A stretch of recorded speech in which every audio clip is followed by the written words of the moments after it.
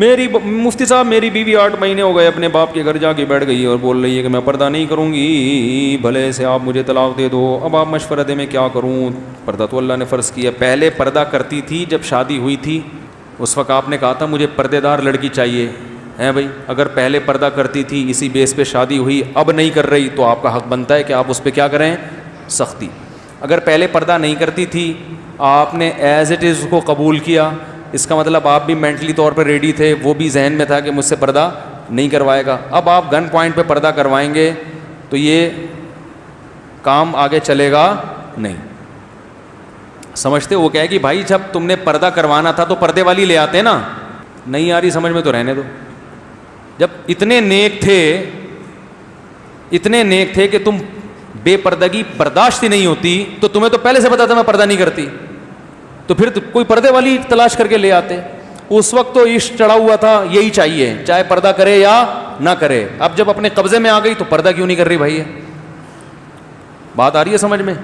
اب جب بیگم اپنے قبضے میں آ گئی، ہوم ڈیلیوری ہو گئی صحیح ہے، ابا گھر پہنچا کے چلے گئے باقاعدہ. ہوم ڈیلیوری کے بعد جب مکمل قبضہ ہو گیا اب آپ کو اعتراض ہو رہا ہے پردہ کیوں نہیں کرتی؟ تو وہ بولے کہ بھائی یہ اعتراض پہلے ہوتا نا. تو اگر پہلے اعتراض نہیں ہوا تو اب آپ زبردستی نہیں کر سکتے. ہاں محبت سے ضرور سمجھائیں، بیانات خود نہ سمجھائیں. بیوی کی عادت ہوتی ہے جو چیز خود سمجھاؤ گے اس کا الٹ چلے گی، وہ لازمی. اس کو کہیں شیطان نے یہ دماغ میں ڈال دیا ہوتا ہے کہ میرا میاں کبھی بھی صحیح بات نہیں کرے گا. اس کو آپ یہ بولو کہ تم بیگم مجھے یہ سر پہ 1 منٹ کے لیے بھی دوپٹہ برداشت بولو نہیں ہے. ہم کوئی مولوی خاندان کے لوگ ہیں، اس طرح سے بولو گے نا تو موٹی موٹی چادریں سر پہ ڈالنا شروع کر دے گی آپ کو تپانے کے لیے. ٹھیک ہے، آپ بول رہے ہو کہ یار ان کو مفتی صاحب کو ہمارے گھر کا پتہ کیسے چل گیا؟ یہ سب باتیں تو بالکل صحیح کر رہے ہیں.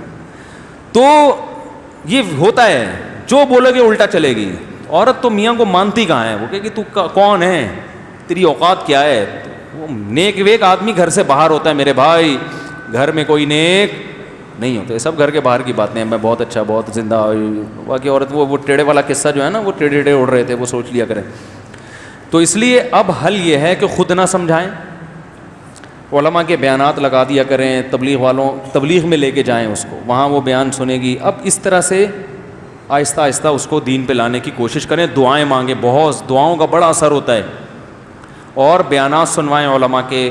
خود بولیں گے، جتنا بولیں گے اتنا ہی ضد میں آئے گی. وہ بڑی ضد پنا چل رہا ہے آج کل مارکیٹ میں. جتنا سمجھائیں گے نا اتنی بے پردگی پر اور مضبوط ہو جائے گی. اور ایک وقت آئے گا کفر بولنا شروع کر دے گی، پھر وہ بولے گی اسلامی کو نہیں مانتی. یہ مارکیٹ میں ہو رہا ہے یہ.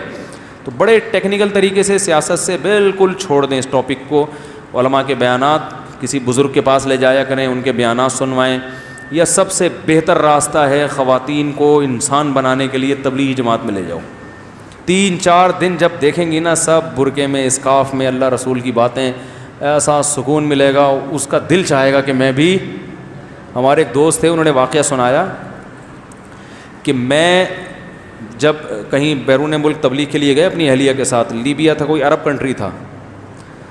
تو ایک عرب سے ملاقات ہوئی. اس نے کہا میں اپنی بیوی کو حج پہ لے کے جا رہا تھا، یہ حج پہ نہیں گئی. ایک باپردہ خاتون ملی نا، فل اسکارف میں، فل پردے میں.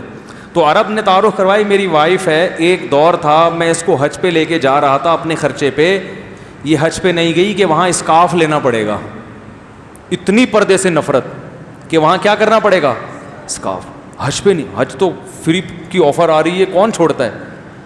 اتنے دنوں کے لیے بھی اسکارف برداشت نہیں تھا. کہہ رہے تبلیغ جماعت والے آئے، ان میں خواتین بھی تھیں. اس کو میں نے ویسے ہی بٹھا دیا، میں نے کہا سلام دعا کر کے آ جاؤ، اور پھنس گئی. وہ ایک کسی نے پرینک بنایا اسی وہ تبلیغ والوں کا نا، یہیں کے کچھ لڑکے ہیں، انہوں نے پرینک بنایا ہے کہ 1-2 تبلیغ جماعت گئی کسی کے گھر میں، تو کہا بھائی مسجد میں جماعت آئی ہوئی آپ آ جائیں. وہ آپ کو پتہ ہے سب ڈرامے کرتے ہیں. اس نے کہا یار وہ ابھی تو میرا مسئلہ ہے، بائک کو پنچر لگوانا ہے. انہوں نے کہا وہ بھی بڑے ڈھیٹ تھے، انہوں نے کہا چلو ہم لگواتے ہیں آپ کے ساتھ نا. بائک میں ہوا بھروا، کسی نے بڑا مزاحیہ وہ بنایا ہے، بڑا اچھا نقشہ کھینچا ہے تبلیغ والوں کا. تو وہ تبلیغ والے تو چھوڑ کے آ جاتے ہیں کہ چلو جی جب فرصت ہو آ جانا. وہ تھے بڑے پکاؤ قسم کے, انہوں نے نہیں چھوڑا. انہوں نے کہا پنچر لگوانا ہے, چلو ہم بھی ساتھ چلتے ہیں, بائک نکالو. وہ دیکھ رہا ہے یار یہ کیا مصیبت.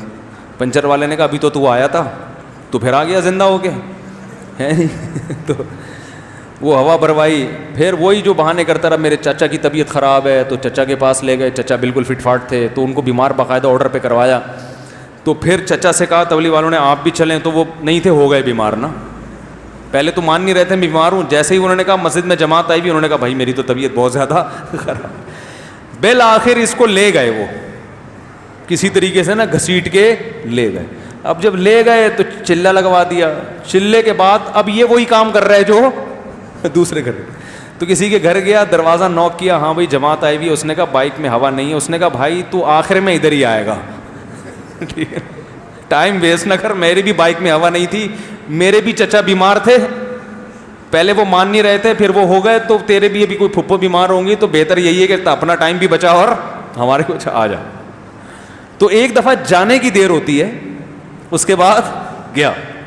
تو جو خواتین سدھر نہیں رہی ہیں نا, تو ان کو جماعت میں لے جاؤ, 3-4 دن ماحول ملے گا, اللہ رسول کی باتیں سنیں گی, پھر دوبارہ لے کے جاؤ. انشاءاللہ ایسا گھر کا ماحول بنے گا نا کہ آپ کہو گے یار یہ تو مجھ سے بھی زیادہ نیک ہو گئی ہے انشاءاللہ.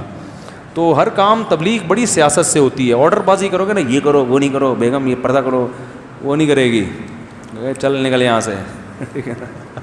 پڑھایا سمجھانے والا کافی ہو گیا میرا خیال ہے. سبحانک اللہم و بحمدک نشہد ان لا الہ الا انت نستغفرک و نتوب الیک.